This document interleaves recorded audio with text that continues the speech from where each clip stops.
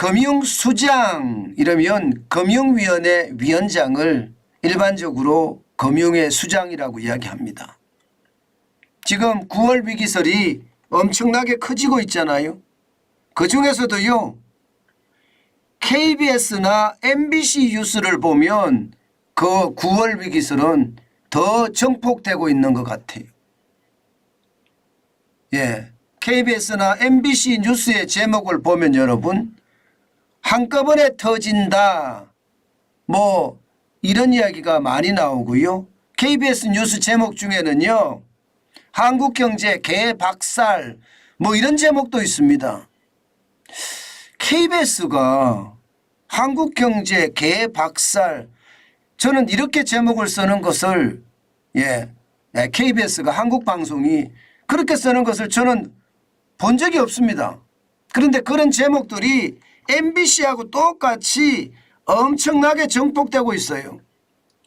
KBS, MBC가 9월 위기설을 제기해서 계속 증폭을 시키니까 이게 시장에는요 9월의 위기설이 가라앉지 않는 것 같습니다. 그러니까 금융위원장에게 많은 기자들이 물어봤습니다. 도대체 9월 위기설 오느냐 했더니 금융위원장 답은요 한마디로 말입니다. 이렇게 말했습니다. 9월 위기설 정확한 판단 아니야. 근거 없다. 아예 쉽게 말하면 일축해버린 거죠. 뭐 9월 위기설이 뭐가 문제야 뭐 이렇게 얘기했다는 뜻입니다. 그만큼 말입니다. 9월에 금융위기는 안 온다 이거예요. 안 온다. 사실 근거로 드는 것이 말입니다. 금융권의 부동산 PF 대출이거든요. 지금 보시는 것처럼 금액이 2020년에 92조 5천억 원이었던 것이 2022년 말에는 130조 3천억 원이잖아요. 이것이 말입니다. 3월에는 131조 6천억까지 1조 3천억 원이 늘었습니다. 또한 말입니다. PF 대출의 연체율도 말입니다. 굉장히 빠른 속도로 늡니다. 2020년에는 0.55%에서 2021년에는 0.37%까지 떨어졌는데 작년 말에는 1.19%까지 올라가더니요 3월에는 2.01%까지 급등했습니다. 그러니까 시장에서는 굉장히 두려워할 수 있는 뭐 9월에 위기가 올 수 있는 그런 상황이 되겠지요. 여기에다가 말입니다. 부동산 PF 대출은 기업에 해당되잖아요. 안 그래도 기업 부채가 많은데 부동산 PF 대출이 트리거, 쉽게 말하면 이게 시발점이다 이렇게 생각할 수가 있는데 여기에 가계부채의 핵심인 대출 만기 연장에 대한 것도 우려스러운 목소리가 계속 나옵니다. 당장 말입니다. 133조 3천억 원이었던 코로나 대출 만기 연장 상환 유예금이 지금 6월 현재라고 하더라도 76조 2천억 원이니까 적지 않다. 이 두 개가 한꺼번에 터지면 9월에 금융위기가 온다 하는 게 핵심적인 내용입니다. 그런데 바로 이 부분에 대해서요. 아니 코로나 만기 연장은 이미 만기 연장을 해준다고 했다. 그런데 이게 9월에 한꺼번에 몰릴 리가 없는데 왜 자꾸 이런 말이 나오는지 모르겠다.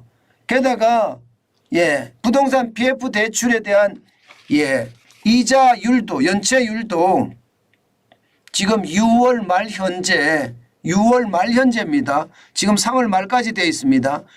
2.01%에서 6월 말에는 2.10%. 다시 말해서 이게 성장률, 증가율이 둔화됐다. 그렇기 때문에 생각보다가 그 위험은 없고 기업들이 부동산 PF 대출을 빌렸지만 만기가 서로 다르기 때문에 순차적으로 돌아와서 9월에는 그렇게 큰 위기가 없다. 이렇게까지 계속해서 이야기를 하는데도 시장에는 9월 위기설의 어떤 상황이 종료되지 않고요. 일파만파 확산되는 분위기예요. 저는 이런 것을 보면서요. 진짜 심각한 생각을 하게 됐습니다. 어떤 생각을 하게 됐느냐. 이게 위기설을 가지고 증폭시킴으로 해서 사회의 혼란을 더 끌고 가려고 하는 것. 어쩌면요. 경제가 위기다. 경제가 문재인 정부 때보다 못하다. 이런 분위기를 잡아서 뭔가 혼란을 만들려고 하는 것은 아닌가.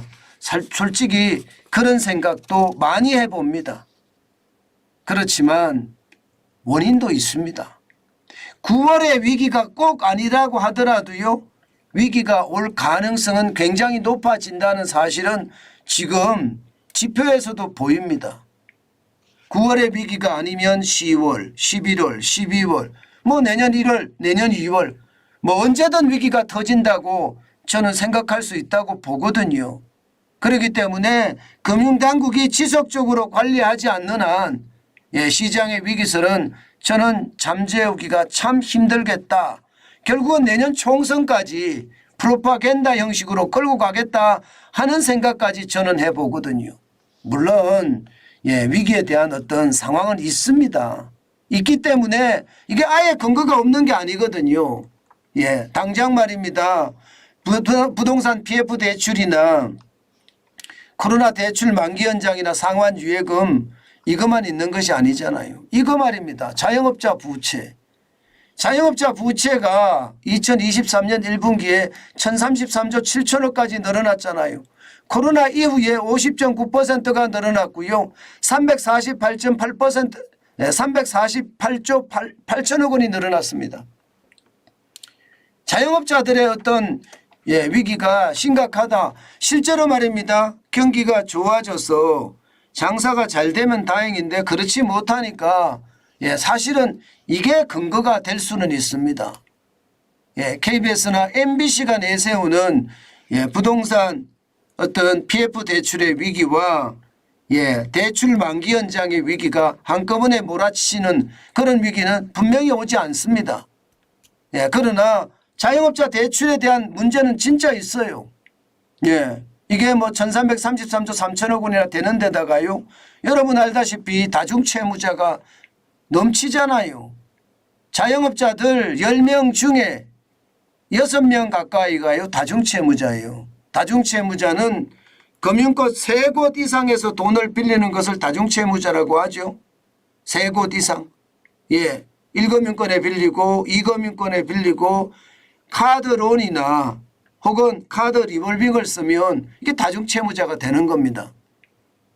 지금 현재 보면요. 2023년 1분기 기준으로 보면 다중채무자는 177만 5천 명. 굉장히 많습니다. 전체 자영업자 채무자 중에 56.6%고요. 그러니까 자영업자 채무자 중에 10명 중에 6명, 5.6명, 5.7명은 다중채무자라고 하니까 이게 부담이 되는 건 맞아요. 경기가 좋아지면 달라지는데 경기가 안 좋아지니까 이런 이야기가 나오는 거거든요. 여기에다가 여러분 자영업자 대출 연체액 보세요. 2023년 1분기에 갑자기 6조 3천억 원이 확 늘어납니다. 2분기에 어떻게 될까요? 2분기에 연체액이 어떻게 늘어났느냐에 따라서 굉장히 달라질 텐데 지금 작년 4분기에 4조 1천억 원이 늘어났었는데 갑자기 6조 3천억 원이 늘어나니까 이게 실질적으로는 이게 여기에 근거는 있다는 뜻이에요. 그 정도로 말입니다. 자영업자들의 상황이 어렵다. 이렇게 되면 여러분 자영업자들은요 연체율이 커질 수밖에 없습니다. 보시는 것처럼 작년 4분기의 연체율이 0.26입니다. 자영업자들이 대출 연체율. 일반적으로 기준금리 인상 전 연체율은요. 2017년 4분기가 0.15입니다. 0.15. 2017년 4분기. 그러니까 코로나19가 오기 전에만 하더라 0.15였는데 이게 0.26까지 넘어서니까 굉장히 충격으로 지금 보고 있습니다. 또 갑자기 늘어난 것, 자영업자 대출이 갑자기 늘어난 것 이것이 말입니다. 그만큼 충격이 된다는 이야기죠. 결국 말입니다.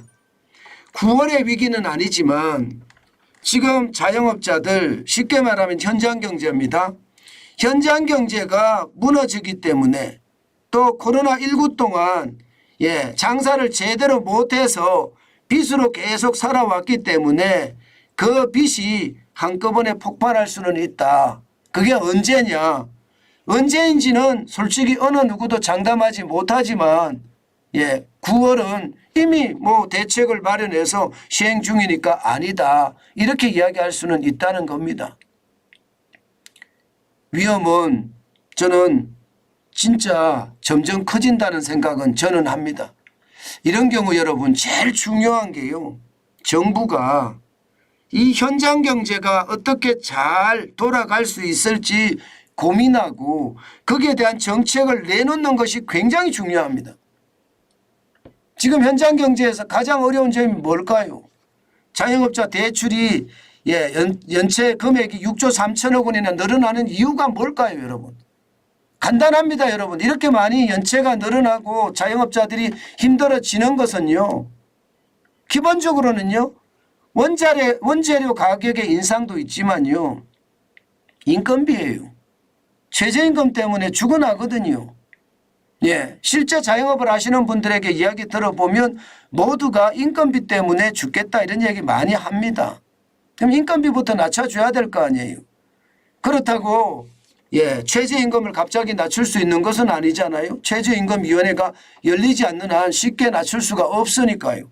그러면 주휴수당이라도 낮춰주면서 그리고 주 52시간제도 개선해 주면서 뭔가 현장 경제에 활력을 불어넣는 일 저는 굉장히 중요하다고 봅니다. 이게 현장 경제가 활력이 없으면 앞으로 위기설은 계속 커질 거고요. 그 위기설의 근간은요. 저는 점점 상황이 더 나빠질 거라고 생각을 합니다. 뭐 KBS, MBC의 사장을 바꾸고 이러면 나아질까요? 나아질 수도 있겠죠. 그렇지만 지표가 어디로 가지는 않거든요. 지표가. 그렇기 때문에 위기설은 이렇게 증폭은 계속 돼 갈 겁니다. 특히 말입니다. 내년 총선이 4월 10일입니다. 내년 4월 10일이에요. 내년 4월 10일까지 경제가 실정이라는 것을 부각시키기 위해서 아마 갈 수도 저는 있다고 보는데 그 상황에서 저희는요 진짜 정부가 파격적인 경제 정책을 빨리빨리 내놔야 된다. 그리고 경제 개혁을 과감하게 단행해야 된다. 저는 그 말씀 꼭 드리고 싶어요. 지금처럼 이대로 가면 위기설은 언제든지 계속 불거져 나올 겁니다. 지표 자체가 계속 위기설을 만들 수 있는 그런 지표가 많으니까 그럴 수밖에 없을 겁니다. 저는 어떨 때 그런 생각은 해요. 위기설에 대한 것은 여러분 제가 진짜 많이 제기를 했잖아요. 이런 위기가 온다 저런 위기가 온다 이런 위기설에 대한 것을 제가 진짜 많이 제기를 했는데 그 위기설이 말입니다. KBS, MBC가 이제 제 위기설을 따라하는 듯한 그런 느낌이 들어서 기분이 상당히 나쁩니다.